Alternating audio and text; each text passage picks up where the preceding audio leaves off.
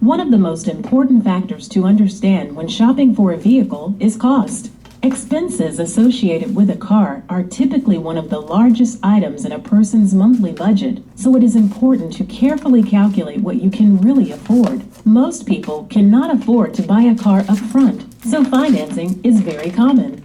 Generally speaking, your total automotive expenses should not exceed 20% of the amount you make after taxes, known as take-home pay. Most people feel more comfortable spending 10 to 15% of their total monthly income on their car. However, this does not mean your car payment should be this much. There are many other automotive expenses to consider.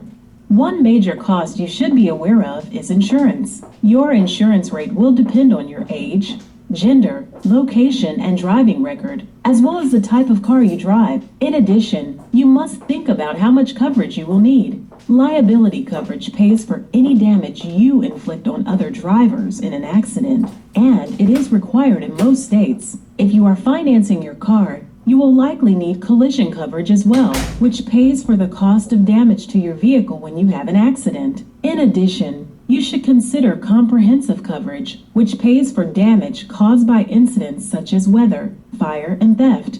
Before shopping for your car, it might be a good idea to do some research to get a feel for how much insurance could cost. Other ongoing costs, which must be considered, include registration, inspection, fuel, and maintenance. These costs will vary based on your location and car, and you can usually estimate these costs by doing some research. How do you know what's affordable in the budget? I guess the lenders kind of do that for you. That's a good thing, is that they're not going to let you overstep your boundaries on budget generally. What they're looking at is approximately 15 to 17% of your monthly income as a car payment. Your overall budget not to exceed 50% of your gross income monthly. Financing can be confusing for those who have never dealt with it before. Although most car salespeople are capable and willing to talk a customer through the financing process, it is usually a good idea to do your homework before arriving at the dealership. Take a look at your monthly budget. If you do not have a monthly budget, create one by listing all income and expenses. There are several websites providing car payment calculators, but doing the math manually is a relatively simple process. Variables to determine for the calculation are monthly payment budget, length of loan term, down payment amount, trade-in value, tax rate, and finance rate. You can estimate each of these, or if you want to be more thorough, you can do a bit of research to find each. Using your budget, you can determine the monthly car payment you can afford after considering other automotive expenses. Determining the length of your loan is a matter of preference and ability. Most auto loans are between 3 and 7 years. The longer you finance, the lower your monthly payment will be. However, with a longer term, you will pay more interest, causing the total cost of the loan to be higher.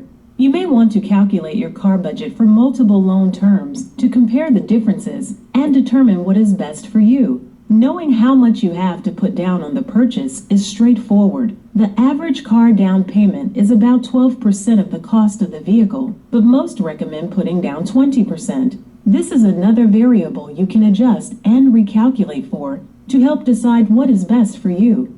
If you have a car you plan on trading in, you should research the value of the car to determine what you are likely to get for it. Tax rates and average finance rates will depend on your area and credit worthiness, and they should also be researched. Once you have these variables defined, you can use the following formula to calculate what you can afford.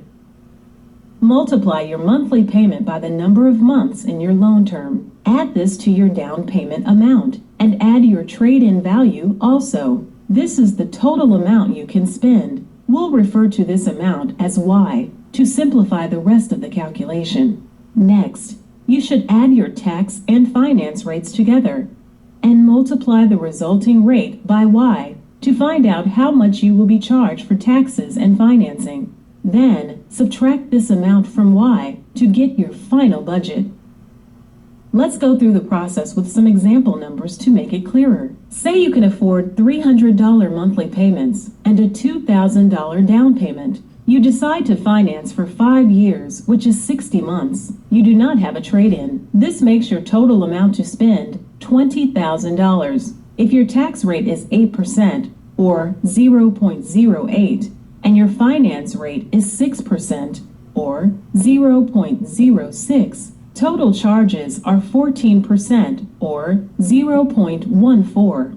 20,000 times 0.14 equals $2,800 in charges.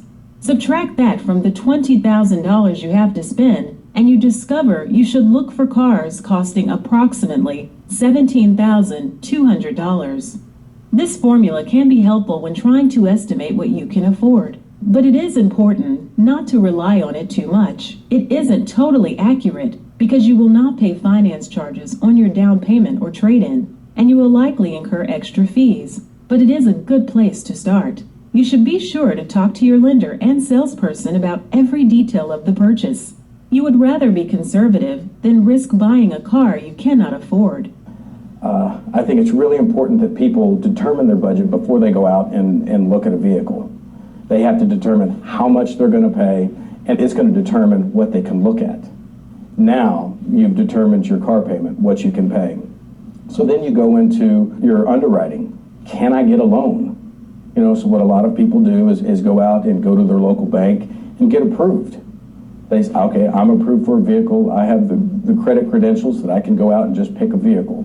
Credit's very, very important, along with term, and it goes back to your monthly payments, your interest rate. There are so many different rates out. People in the mortgage business, the rates go up and down every single day. So it's really important that you determine the best rate, you determine your credit worthiness if you're able to get that, and you can secure that loan on your own through your local bank, or you can have the dealership secure the loan for you. There are some advantages and disadvantages to that. Some of the advantages would be the dealership has at their disposal 10 or 12 different finance institutions that are going to be fighting for your business. And so they're going to negotiate with the car dealer to get you the best rate possible. The dealership does get paid for securing that loan, and that is an interest rate. The finance institution will give them a buy rate, a lower rate, and they are allowed to mark it up 1 or 2 points for securing that loan. So you could do that. Just make sure that you get your loan secured, and so that way you know what kind of payments and down payment and term and everything you're looking at. Adding a dependable co-buyer like a parent on there, and they've showed the ability to make the payments and stuff, they're going to grade on their risk. So it can save you tremendously. And then it's your responsibility from that point on to establish your credit. Because if, I needed my parents' help on some things, it took them to get me in my first car. But I made my payments on that one, and I didn't need them on my second car, and I got the same interest rate on my second car on my own. A lot of it is based upon credit, and I would tell you to really work hard on maintaining your credit and keeping your standing high. Longer terms are naturally going to give you your cheaper payments, but understand that the financing, you're going to pay more interest because it's compounded over the terms and your overall finance charge. Most contracts are simple interest, so if you make extra payments, you can actually cheat the system per se and cheat the finance charge. Shorter terms typically come into play or are forced into play the older the car is. If it's a 2010 model, a 72-month term and the cheapest payment may not be available just because the car's age or mileage. So it depends on your financial standing and where you are. But I've got terms 12 months, 24 months, all the way up to 84 months. I don't want people to take on a mortgage payment when they come buy a car from me. So I would try to tell people to get 60 months or shorter. When we're young, we have no credit file. The banks judge us based on risk. Is this person dependable?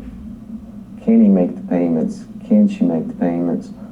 You know, and that's not answered when they're looking at a first-time buyer. So what they're going to do is they're going to grade you and expect high interest rates because of high risk. Another option that could change what you can afford is the option to lease rather than buy. Leasing is the act of paying for the use of a car for a specified amount of time. It is similar to renting, but more long-term. I would advise people to really read the fine print on a lease, because I lease personally and it works for me. And the good thing about a leasing is it's really rent plus depreciation. They are good ways to get a car under warranty and have a really cheap payment. The problem with leasing is when you drive excess miles, you really are rough on vehicles and you create damage and you create mileage penalties and fees that it can accrue and bite you on the end of the lease. But if you know your lease, and you know the fine print, you know the program that fits for you, you can save anywhere from $80 to $125 per month on your monthly budget. And you know, you want to be able to trust the person that you're leasing the car from to explain the programs, read the fine print, and determine who you are as a consumer. How long do I keep my cars? There's a lot of reasons and advantages and disadvantages of a conventional purchase versus a lease. And it goes all the way back to what is your budget, what are your practical needs, and what are you going to be using this vehicle for. If you are a long-term driver and you buy a vehicle to keep for a very long time and have the intentions of paying off, then in this situation, a conventional purchase would be perfect. And the conventional purchase would be perfect. But if you're a person that likes to trade out every 2 years and you don't like getting locked into a long-term contract and you don't foresee yourself driving this vehicle for the rest of your life, then in that case, a lease would better suit you. It would not suit you if you travel 30,000 miles a year. Leases are subject to mileage restrictions, and because leases are subject to mileage restrictions, if you have a drive a lot, it wouldn't be best for you because you're going to depreciate the vehicle a lot faster. Then a conventional purchase would be best, and so that you're not subjected to mileage restrictions. So I have two schools of thought. I like them both. I think they're both great. A lot of times with a conventional purchase, you can get a lower rate. You can go to your local bank. You can go to the dealership to get the financing. With the leases, you're kind of subject to the manufacturer's lease and those rates and terms. With the conventional purchase, if you put it on a 60-month note, a 60-month contract or 72-month contract, you could qualify for extra incentives. Financing with the manufacturer. They'll have extra rebates for doing long-term conventional contracts. With leasing, you don't actually get those incentives, but they'll have other incentives to entice you to lease. You just have to determine what's the best thing for you, what kind of driving habits do you have, and where do you see yourself in 2 years or in 3 years. If you see yourself wanting something different, or you see your life changing in the next 2 to 3 years, it would be beneficial to look at a lease and not have that long-term contract. Determining your budget for a vehicle purchase will take some time and effort, but it is very important. Buying beyond your means could result in an inability to pay your bills, a decline in your credit scores, and even the repossession of your car, meaning the lender seizes the car. However, if you are able to correctly budget your money, purchase the right car at the right price, and consistently make your payments, you can build your credit and find yourself enjoying your car in full measure.